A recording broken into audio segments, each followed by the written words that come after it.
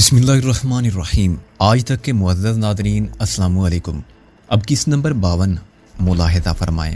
میں نے ان کو وہیں بیٹھے چھوڑا اور کمرے سے نکل گیا۔ میرے ذہن میں ایک آندھی سی چل رہی تھی اور مجھے محسن کی طرف سے تشویش لاحق ہونے لگی تھی۔ میں دوسرے کمرے میں گیا تو محسن اپنے دونوں ہاتھ تکیے پر سر کے نیچے رکھے لیٹا اور چھت کو دیکھ رہا تھا۔ میں نے فون کیا تھا، وہ میری طرف دیکھے بغیر بولا، فوزیہ بالکل ٹھیک ہے۔ یہ کوئی ایسی بات نہیں محسن جس سے میں مطمئن ہو جاؤں کہ خطرہ ٹل گیا۔ میں نے بستر پر بیٹھ کے کہا، اگر کوئی جینا نہ چاہے تو اسے مرنے سے کون روک سکتا ہے؟ ایک کوشش کی ناکامی سے اسے کوئی فرق نہیں پڑتا، اس کی دوسری کوشش کامیاب ہو سکتی ہے۔ یار یہ لڑکیاں بہت جلد ہمت ہار دیتی ہیں، محسن نے کہا۔ فوزیہ نے نازو نام میں پرورش پائی، زندگی میں اسے وہ سب کچھ ملا جو اس نے چاہا۔ اس نے حالات کی سختی کبھی نہیں جھیلی، ناکامی کا صدمہ نہیں اٹھایا اور بیرومی کے آزار سے ہمیشہ بچی رہی۔ لیکن ایسی لڑکیاں تو بہت ہیں، خوشحال گھرانوں کی ہر فکر و غم سے ناشنا اور زندگی کو صرف خواہشات کی تکمیل کا ذریعہ سمجھنے والی۔ کیا وہ سب اتنی بزدل ہوتی ہیں اور خودکشی کو مسائل کا حل سمجھتی ہیں؟ میں سمجھتا ہوں محسن کہ سارا قصور میرا ہے۔ نہیں یار، محسن اٹھ بیٹھا۔ میں تو یہی بتانا چاہتا تھا کہ فوزیہ جیسی لڑکی نے یہ انتہائی قدم کیوں اٹھایا۔ وہ میری بہن ہے اور میں اسے اچھی طرح سمجھتا ہوں، قصوروار میں بھی ہوں۔ وہ مجھ پر بہت بھروسہ کرتی ہے اور اسے یقین ہے کہ میں ان حالات میں اس کو سہارا دے سکتا ہوں۔ ممی اپنے آگے کسی کی نہیں چلنے دیتی اور ڈیڈی خود کو مجبور دیکھتے ہیں تو کچھوے کی طرح اپنی ذات کے خول میں بند ہو جاتے ہیں، پھر ان کی بلا سے کچھ بھی ہوتا رہے۔ آج جب میں نے ٹیلی فون کیا، ابھی کچھ دیر پہلے جب تو کپڑے بدلنے گیا ہوا تھا، تو میری بات ممی سے ہوئی۔ حسب توقع انہوں نے کہا، فوزیہ مرتی ہے تو مر جائے، تمہارا اس گھر سے کوئی تعلق نہیں ہے، تم ہماری فکر کیوں کرتے ہو؟ اچھا ہوا کہ فون ڈیڈی نے لے لیا۔ میں نے کہا کہ مجھے فوزیہ سے بات کرنی ہے تو انہوں نے CMH کا نمبر دیا۔ اس وقت لائن فوراً مل جاتی ہے نا۔ 2 منٹ بعد میں نے ہاسپٹل کا نمبر ملایا اور بتایا کہ میں فوزیہ کا بھائی ہوں اور لاہور سے بول رہا ہوں، تو انہوں نے چیک کیا اور فوزیہ کے کمرے کی لائن دے دی۔ وہ جاگ رہی تھی اور میرا خیال تھا کہ میری آواز سنتے ہی رونے لگے گی، بلکہ مجھے تو ڈر تھا کہ اس جذباتی بحران کی کیفیت میں کہیں اس پر ہسٹیریا کا دورہ نہ پڑ جائے۔ لیکن وہ بہت پرسکون تھی۔ اس نے مجھے صاف بتا دیا کہ بھائی جان، مجھے سکندر سے کوئی گلہ نہیں ہے، ان کی خوشی میری خوشی ہے، میرا ہرگز ان کو دکھ پہنچانے یا احساس جرم میں مبتلا رکھنے کا کوئی ارادہ نہیں ہے۔ میں ان کے بغیر زندہ رہ سکتی تھی، لیکن میں چراغ دین سے شادی کر کے زندہ نہیں رہ سکتی۔ اگر میں چاہوں تب بھی یہ ناممکن ہے، وہ مجھے زندہ نہیں رہنے دے گا۔ معلوم نہیں اس بات کا کیا مطلب تھا جو میں فوراً نہ سمجھ سکا۔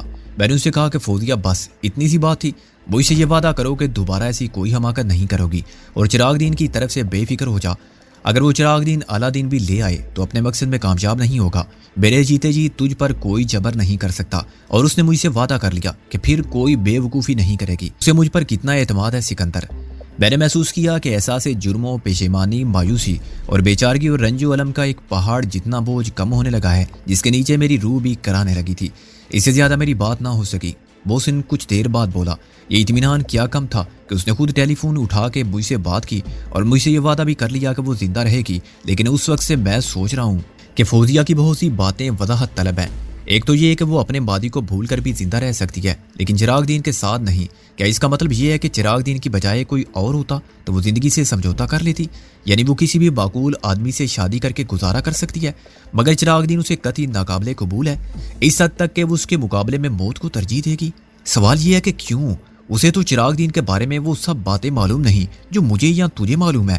ایک عام لڑکی کے نقطۂ نظر سے چراغ دین میں کیا خامی ہے؟ وہ بد کردار اور عیاش بھی نہیں۔ میرا مطلب ہے کہ ان خرابیوں کا شکار نہیں جو دولت سے خریدی جا سکتی ہیں۔ فوزیہ تو یہ بھی جانتی ہے کہ وہ مریم باجی سے کتنی محبت کرتا تھا اور خود مریم اپنی ازدواجی زندگی سے کتنی مطمئن اور خوش تھی، پھر چراغ دین سے اتنی شدید نفرت کیوں؟ تیرے خیال میں فوزیہ کی چراغ دین سے اس نفرت کا سبب کیا ہو سکتا ہے؟ میں نے تمام حقائق کو ذہن میں رکھتے ہوئے کہا، یہ نفرت نہیں ہے سکندر، خوف ہے۔ محسن نے کہا، یہی بات تو میں تجھے سمجھانا چاہتا تھا۔ فوزیہ نے کہا تھا کہ وہ چراغ دین کے ساتھ زندہ نہیں رہ سکے گی، لیکن دوسرے جملے میں یہ بات زیادہ واضح ہو گئی۔ اس نے کہا کہ چراغ دین مجھے زندہ ہی نہیں رہنے دے گا۔ اس سے نفرت کا نہیں، خوف کا اظہار ہوتا ہے۔ آخر اسے یہ ڈر کیوں ہے کہ چراغ دین اسے مار ڈالے گا؟ عورت کی فطرت میں بڑی لچک ہوتی ہے، وہ جس مرد کے ساتھ گزارا کرنا چاہے کر سکتی ہے۔ وہ ہر ماحول سے مطابقت کرنا جانتی ہے اور خود اپنے حالات کے سانچے میں ڈھل جاتی ہے، بالکل پانی کی طرح کہ جس برتن میں ڈالو اسی کی شکل اختیار کر لیتا ہے۔ یہ صلاحیت فوزیہ میں بھی ہے۔ اگر اس کے باوجود وہ چراغ دین کو فرشتہ اجل کے روپ میں دیکھتی ہے اور ڈرتی ہے تو اس کی کوئی وجہ ضرور ہے۔ میری سمجھ میں کچھ نہیں آتا۔ میں نے دونوں ہاتھوں سے سر تھام کے کہا، اگر ایسی کون سی بات ہو سکتی ہے؟ مجھے تو چراغ دین سے ایک پرانا حساب چکانا ہے۔ میری نفرت اور دشمنی کے جذبات کا ایک سبب ہے۔ यही बात तो मेरे लिए उलझन बनी हुई है, मोहसिन ने लेटते हुए कहा। मैं चाहता हूँ एक बार फिर फौजिया से ये बात करूँ और उसे वदा तलब करूँ कि ये चक्कर क्या है। मैं फौजिया से वादा कर चुका हूँ और मुझे बहर सूरत पूरा करना है। मुझे फौजिया की ज़िंदगी के लिए 1000 चिराग दीन भी कत्ल करने पड़े तो मैं करूँगा, इसकी और कोई सूरत नहीं है। उसने पहले भी मेरी बात मानने से इनकार कर दिया था और उस रोज़ भी मैंने सोचा कि ये झगड़ा ख़त्म कर दूँ। तुझे मालूम है कि मैं उसको कत्ल करने गया था? मुझे मालूम है, मैंने कहा। तो सुबह सुबह गायब हो गया था और वापसी पर तूने मुझसे झूठ बोला था। हाँ, उस दिन मुझे मौका नहीं मिल सका, मोहसिन ने कहा। और झूठ मैंने इसलिए बोला था कि कहीं तू मेरे इरादों की राह में घायल ना हो जाए। अब सुबह होने लगी थी। रात की स्याही में थोड़ा सा उजाला झलकने लगा था। मैं खुली खिड़की से बाहर देखने लगा और फिर दहलीज पर बैठ गया। मेरी कमर चौखट के एक किनारे से लगी हुई थी और मेरे पाँव दूसरे किनारे को छू रहे थे। सिगरेट का आखिरी कश लेकर मैंने टुकड़े को फजा में उछाल दिया और ये टुकड़ा दुमदार सितारे की तरह अंधेरे में एक रोशन लकीर बना के गायब हो गया। मेरी नज़र सुबह के सितारे पर गई और मुझे फौजिया का ख्याल आया कि अगर वो मर गई होती तो क्या सुबह का ये सितारा मुझे ऐसे ही रोशन नजर आता। इसके बाद आसमान कितना तारीक और फैरान होता, लेकिन वो जिंदा है। क्या वो भी जाग रही होगी और हॉस्पिटल के प्राइवेट रूम की खिड़की से इसी तरह सितारा सुबह को देख रही होगी। मुझे टैगोर की बात याद आ गई, मेरा महबूब बहुत दूर है, फिर मैं चांद को क्यों ना देखूं। इसी जगह तो मेरी और उसकी नजरें मिलती हैं। सोने का अब कोई इम्कान और फायदा ना था। शायद मोहसिन ने भी ये बात समझ ली थी, क्योंकि वो बिस्तर से उठकर चाय बनाने के लिए किचन में चला गया था। मेरे जहन में एक मैदान कारदार था जिसमें हर तरफ से ख्याल जलगार कर रहे थे। मेरे अपने मसाइल पीछे हट गए थे और फौजिया की जिंदगी का मसला चिराग दीन की मौत के मुकाबिल आ गया था। यह इंतहाई अहम और नागजीर हो गया था। वो गुलाम आका बन गया था और आका गुलाम और गुलाम ने अपने पुराने आका को जिल्लत और बेबसी की मौत अता की थी। उसी चिराग दीन ने बरसों पहले मरियम नाम की एक लड़की से शादी की जो मोहसिन की बड़ी बहन थी और एहतजाजन मोहसिन इस शादी में शरीक नहीं हुआ था क्योंकि उसका ख्याल था कि मरियम के साथ ज़बरदस्ती हुई है। शायद वो किसी और को चाहती थी, लेकिन बाद में वो सब कुछ भूल भाल गई थी। क्या यह मुमकिन है कि आदमी किसी को चाहे और फरागत की ज़िंदगी मयसर हो तो उस चाहत को भूल जाए? क्या ये नामुमकिन है कि मरियम बाद में भी उससे मिलती रही हो जिसे वो चाहती थी और उसकी आसाती मौत हादसे का नतीजा ना हो? मोहसिन ने अभी अपने एक दोस्त का अजीब वाकया सुनाया था। आखिर क्यों? कि उसके ज़हन में भी कहीं शक का कोई जहरीला सांप सर उठा रहा था कि चिराग दीन ने अपनी बीवी को मरवा दिया था, क्योंकि वो जानता था कि मरियम के बच्चे उसके नहीं हैं। फौजिया और मरियम में फितरत के एतबार से ज़मीन और आसमान का फ़र्क था। मरियम इंतहाई ज़हीन और चालाक लड़की थी। क्या यह मुमकिन है कि दौलत और इज्जत के दरमियान बकाए बाहिमी का कोई समझौता तय पा गया हो? चिराग दीन ने मरियम को उससे मिलने की इजाज़त दे दी हो। मैंने महसूस किया कि मैं इसी तरह सोचता रहा तो पागल हो जाऊंगा। मेरे ख्यालात की कोई समत ना थी। मेरे मफरूजात बेबुनियाद थे और मेरी सोच की राह वहमों की भूल भुलैयों में भटक रही थी। हकायक की दुनिया में इनकी कोई कीमत ना थी। चिराग दीन पर गबन का इल्ज़ाम किसी अदालत इंसाफ में साबित नहीं हुआ था। फिर मोहसिन क्या साबित करेगा? उसे तो कत्ल करना पड़ेगा। उसने ना किया तो ये काम मुझे करना पड़ेगा। मुझ पर एक कत्ल का इल्ज़ाम पहले ही है, दूसरे कत्ल का इल्ज़ाम भी किसी ना किसी को उठाना होगा, क्योंकि कत्ल साबित हो जाता है। जो चुप रहेगी ज़बाने खंजर लहू पुकारेगा आस्तीन का। अंजाम वही रुसवाई, दुख और पेशिमानी अपने लिए भी और दूसरों के लिए भी। चिराग दीन मुजरिम था, लेकिन उसने अकल से काम लिया था, चुनाचे वो महफूज रहा था। हम जज्बात से काम लेंगे तो कौन सी अकलमंदी करेंगे? दुश्मन बहादुर हो तो बहादुरी से मुकाबला करने में मज़ा है, लेकिन अय्यारी और बक्कारी के जवाब में बहादुरी के जोर दिखाना बेवकूफ़ी है। मैं इस नतीजे पर पहुंचा हूँ मोहसिन, मैंने चाय का कप लेते हुए कहा, कि मेरा और तेरा मसला जज्बात से नहीं अकल से काम लेकर हल होगा। सांप को मर जाना चाहिए और लाठी को नहीं टूटना चाहिए। इस वक्त तू भी मुश्तइल है और मैं भी इंतकामी रद्द-ए-अमल का शिकार हूँ। ये काम बिल्कुल उसी तरह होना चाहिए जैसे चिराग दीन ने किया था। वो आज तक किसी भी गिरफ्त में नहीं आया। उसका पत्ता ऐसे साफ होना चाहिए कि खुद उसे भी खबर ना हो और हम में से किसी पर हर्फ ना आए। तेरी बात जी को लगती है, लेकिन सोच विचार के साथ वक्त कहीं खास से ना निकल जाए। मेरे ज़हन में एक तरकीब आती है। मैंने चाय का आखिरी घूंट लेकर कहा, इस पर अमल दरामद में वक्त ज़ाया होने का कोई सवाल नहीं, बशर्ते कि एक शख्स हमारी मदद करे और वो शख्स है उस्ताद टैडी। मुझे उम्मीद है वो आज शाम को राबिया के ऑफिस आएगा या कहीं से टेलीफोन करेगा। अपने मकतूल दोस्त के मामले में वो सख्त जज्बाती हो रहा है और उसकी बड़ी बहन से मिलकर ताज़ियत करने के अलावा उसे ये यकीन दिलाना चाहता है कि वो कातिल से इंतकाम ज़रूर लेगा। अगर शैला उससे कहे तो वो सब कुछ करने को तैयार हो जाएगा। सब कुछ क्या? मोहसिन ने कहा, इन मामलात में उसे क्यों लाता है? मुझे ज़रा सोचने दे, मैंने कहा। शायद शाम तक मैं तफसील से बता सकूं। आज मुझे दो काम करने हैं। एक तो मुझे राबिया के साथ जाके कोई मुनासिब सा मकान देखना है। वो एक मकान ख़रीदना चाहती है जो उसकी और हमारी ज़रूरियात पूरी कर सके। उसका गड़ी शाहू वाला मकान तो मलबे का ढेर है, लेकिन वो ज़मीन बहुत कीमती है। कुछ नकद सरमाया राबिया के पास भी है। ہم کسی پراپرٹی ڈیلر سے بات کریں گے، جتنی رقم نقد ہے وہ لے لے اور مکان کا قبضہ فوراً دلا دے، باقی رقم رابعہ کے گھر کی زمین فروخت ہوتے ہی ادا کر دی جائے گی۔ اس پلاٹ کو بکنے میں دیر نہیں لگے گی۔ چنانچہ مجھے پوری امید ہے کہ ہر پراپرٹی ڈیلر یہ سودا بہت خوش ہو کے کرے گا۔ ڈبل کمیشن کا معاملہ ہے نا، پہلے مکان کی خرید پر، پھر پلاٹ کی خرید و فروخت پر، اور سودا بھی اس ساتھ دے اس ساتھ لے والا ہے، جس میں دیر کا کوئی امکان نہیں ہے۔ اور دوسرا کام، محسن بولا، اس کے لیے آج وقت ملے گا؟ وقت کا مسئلہ واقعی ہے، میں نے سوچتے ہوئے کہا، البتہ ہم کام تقسیم کر لیں تو مشکل حل ہو سکتی ہے۔ مثلاً رابعہ اپنے مکان کا انتخاب کا مسئلہ مجھ پر چھوڑ دے، اسے میری پسند اور قوت فیصلہ پر اعتبار ہے، اس لیے وہ مان جائے گی۔ وہ خود چلی جائے شیلا کی طرف، شیلا کی ماں کو بھی بتا دے کہ وہ اب ہمارے ساتھ رہیں گی، اور ماسی کو بھی تیار کر لے۔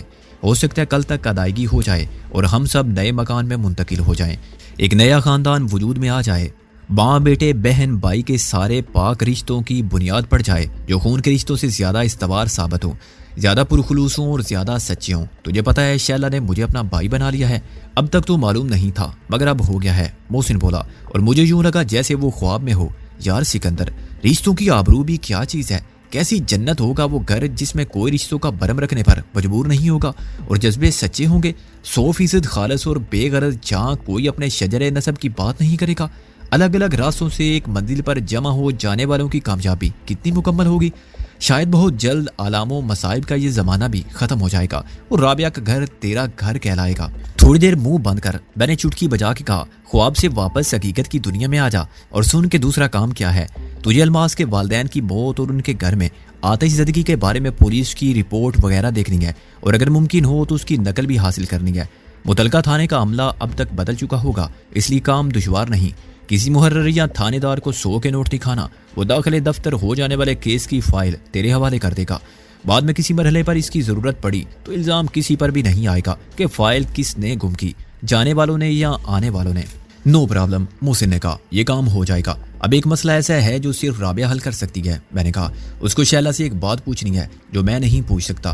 جس رات میں اور رابعہ پہلی بار اس کے گھر پہنچے تھے تو ڈی سلوا نے وہاں کے شیلا سے کچھ باتیں کی تھی، ان کی خلش ابھی تک میرے دل میں باقی ہے، اور حالات کے زیادہ خراب ہونے سے پہلے کوئی نہ کوئی بندوبست ایسا ہونا چاہیے کہ شیلا مزید رسوائی سے بچ جائے۔ میں تیری بات سمجھ گیا، محسن نے کہا، لیکن میں رابعہ سے کیا کہوں اور کیسے کہوں؟ زیادہ تفصیل میں جانے کی ضرورت نہیں ہے، میں نے کہا۔ ویسے بھی وہ وکیل ہے اور اس مسئلے کا ایک قانونی پہلو بھی ہے، تو اس سے کہنا کہ تلخ کلامی کے دوران میں ڈی سلوا نے شیلا پر کچھ الزامات عائد کیے تھے، اور شیلا نے بھی کسی حد تک اعتراف جرم کیا تھا۔ اس بات میں کس حد تک صداقت ہے کہ خدا نخواستہ وہ ماں بنی تو ڈی سلوا کی باتوں میں آ کے گمراہ ہو جانے کی سزا ہوگی۔ رابعہ نے ساری باتیں سنی تھی، وہ خود اپنے طور پر معلوم کر لے گی، اس کے بعد سوچیں گے کہ کیا کیا جائے۔ ساتھ والے کمرے میں سے کانسٹیبل جمائیاں لیتا برآمد ہوا اور ہماری طرف دیکھے بغیر باتھ روم میں گھس گیا۔ 10 منٹ تک ایسی آوازیں آتی رہیں جیسے کوئی ڈوب رہا ہو۔ کانسٹیبل غسل کرتے ہوئے یہ آوازیں خلق ناک اور منہ سے نکال رہا تھا۔ جب وہ اپنی وردی پہن کر چلا گیا تو ہم نے تیاری شروع کی۔ میں نے شیو اور غسل سے فارغ ہو کے ناشتہ بنانے کا عمل شروع کیا تھا کہ کانسٹیبل پھر نمودار ہوا۔ صاحب نے یہ خط دیا ہے۔ اس نے ایک لفافہ آگے بڑھایا اور واپس جانے لگا۔ میاں تھانے دار صاحب، میں نے کہا، ذرا توقف فرمائیے، شاید کوئی جواب طلب بات ہو۔ میں نے لفافہ کھولا، اسی وقت محسن بھی باتھ روم سے نکل آیا۔ کون تھانے دار؟ یہ اپنے ہمسائے تھانے دار ہوں گے۔ بھائی بہت بہت مبارک، محسن نے زبردستی کانسٹیبل سے گلے ملتے ہوئے کہا۔ وہ تولیہ لے جانا بھول گیا تھا۔ کانسٹیبل کی ساری وردی بھیگ گئی۔ آپ بڑے غلط لوگ ہیں، اس نے خود کو چھڑا کے کہا، ہمیشہ غلط کام کرتے ہیں۔ میں نے لفافے میں سے برآمد ہونے والے پرچے کو دیکھا، اس پر مال روڈ کی دکان کا پتہ اور ایک شخص کا نام لکھا ہوا تھا۔ اچھا، ہم ایک صحیح کام کرتے ہیں، محسن نے مذاق جاری رکھا۔ ہم صاحب سے کہہ کہ تمہیں واقعی تھانے دار بنوا دیتے ہیں، تم جانتے ہو کہ صاحب ہمارا کتنا خیال کرتے ہیں۔ کانسٹیبل نے بے یقینی سے محسن کو دیکھا۔ میں تھانے دار بن سکتا ہوں؟ کیوں نہیں، میں نے رکا جیب میں رکھ کے کہا، ہماری خدمت کرو اور ہمیں خوش رکھو، ہم تمہاری سفارش کر دیں گے۔ جناب عالی، بندہ تو ویسے ہی آپ کا غلام ہے، کانسٹیبل نے عاجزی سے کہنا شروع کیا۔ بس آپ حکم کر دیں۔ ترقی پا کے تھانے دار بن جانے کا خیال اس کے لیے مہاراج سے کم نہیں تھا۔ وہ اپنے صاحب کا رویے پر شرم سے پانی پانی ہو رہا تھا اور ہمارے قدموں میں لوٹنے کے لیے تیار تھا۔ حکم تو ابھی کوئی نہیں، میں نے کہا، بس خدمت کے لیے تیار رہو، ہر خدمت کے لیے، اب جاؤ۔ جب وہ چلا گیا تو ہم خنستے رہے اور سوچتے رہے کہ اس شخص سے کیا فائدہ اٹھایا جا سکتا ہے۔ میں نے محسن کو وہ نام اور پتہ بھی دکھایا جو رضوی صاحب نے لکھ بھیجا تھا۔ ہم دونوں کی رائے ایک ہی تھی، خال روڈ کا یہ ریڈیو مکینک رضوی صاحب کی نظر میں تھا تو یقیناً ہمارے لیے بھی کارآمد ثابت ہو سکتا تھا۔ کچھ دیر بعد رابعہ آ گئی اور اس بات پر بہت ناراض ہوئی کہ ہم یہاں اکیلے ناشتہ کر رہے ہیں، ادھر گھر میں بھی سب ناشتہ کر چکے ہیں، لیکن ہمارے انتظار میں وہ بھی بھوکی بیٹھی ہے۔ ہم نے کہا کہ خفگی کی کوئی وجہ نہیں ہے، کیونکہ ہم دوبارہ اس کے ساتھ بھی ناشتہ کر لیں گے۔ رضوی صاحب جا چکے تھے۔ ان کی بیگم نے بتایا کہ وہ رات بھر سوئے نہیں اور جانے سے پہلے انہوں نے ٹیلی فون پر اسلام آباد میں شیروانی صاحب سے بات کی تھی اور پھر CMH کے کسی کرنل سے۔ فوزیہ آج گھر واپس چلی جائے گی، یہ اطلاع دینے کے بعد انہوں نے ہمیں اطمینان سے ناشتہ کرنے کے لیے کہا اور خود کسی کام کا عذر پیش کر کے چلی گئی۔ رضوی صاحب کی بیگم بالکل ویسی عورت تھی جو کسی اعلیٰ پولیس آفیسر کی بیوی بن کے بھی خوش رہ سکتی ہو۔ اس کی تمام تر توجہ اور دلچسپی اپنے گھر، شوہر اور بچوں تک محدود تھی۔ گھر سے باہر کیا ہوتا ہے اور کیوں ہوتا ہے یہ اس نے کبھی اپنا درد سر نہیں سمجھا تھا۔ یہ ناممکن تھا کہ اس کو ہمارے معاملات کی خبر ہی نہ ہو، لیکن اس کے لیے ہم گھر کے فرد تھے یا مہمان تھے، چنانچہ وہ میزبانی کے فرائض سے سروکار رکھتی تھی۔ اس نے کبھی تجسس ظاہر نہیں کیا تھا اور ہماری پوری اسرار، مصروفیات اور معاملات کے متعلق کبھی کچھ نہیں کہا تھا۔ ہم پر کبھی بزرگی یا سرپرستی کا روب ڈال کر ہمیں شرمندہ کرنے کی اور رائے راست پر لانے کی کوشش نہیں کی تھی۔ اس بے نیازی میں بے رخی کا دخل بالکل نہیں تھا۔ شائستگی اور اخلاق اس کے مزاج کا حصہ تھی اور اس کا مزاج تغیر سے ناآشنا تھا۔ ہم سنجیدگی سے دوبارہ ناشتہ کرنے کے موڈ میں نہیں تھے، لیکن رابعہ نے کہا تمہاری سزا یہی ہے کہ پورا ناشتہ ختم کرو، خواہ بدہضمی ہو یا پیٹ پھٹے۔ بعد میں محسن نے دوسرے کمرے سے اپنے گھر فون کیا اور شیروانی صاحب سے بات کرتا رہا۔ اس وقفے میں نے رابعہ سے مکان کی خریداری کے مسئلے پر بات کی۔ اس نے کہا کہ مرضی کا کیا سوال ہے، اسے میری پسند اور میرے فیصلے پر اعتبار ہے، بس میں جیسا چاہوں کروں۔ پھر محسن آ گیا اور بیٹھ ٹیلی فون کرنے کے بہانے چلا گیا، لیکن میں نے کسی کو فون نہیں کیا۔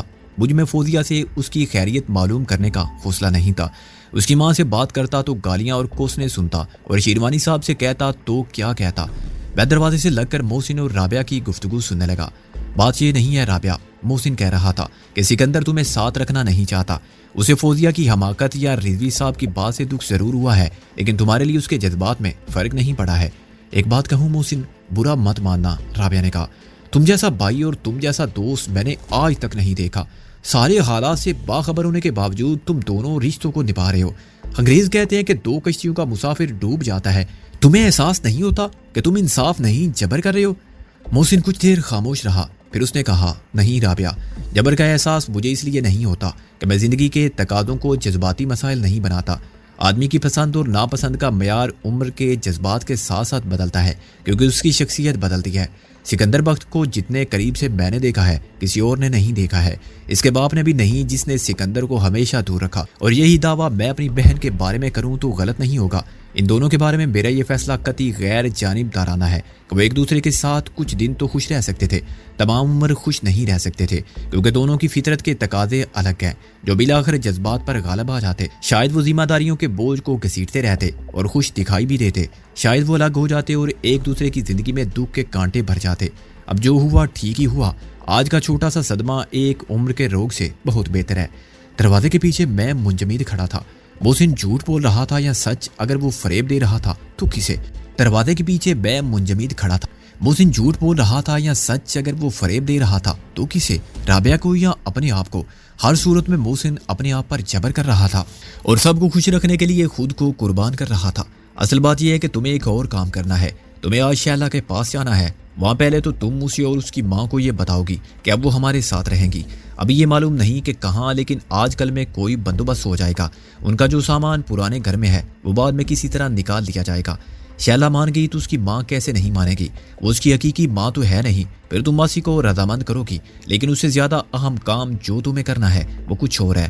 یعنی تمہیں شیلا سے اکیلے میں رازداری کے ساتھ بات کرنی ہے، اس کے اور ڈسلوا کے تعلقات کی نوعیت کے بارے میں۔ وہ تو تم بھی جانتے ہو، رابعہ نے کہا۔ میں اس موضوع پر کیا بات کروں؟ نہیں، وہ باتیں میں نے نہیں سنی جو تم نے سنی تھی، محسن بولا۔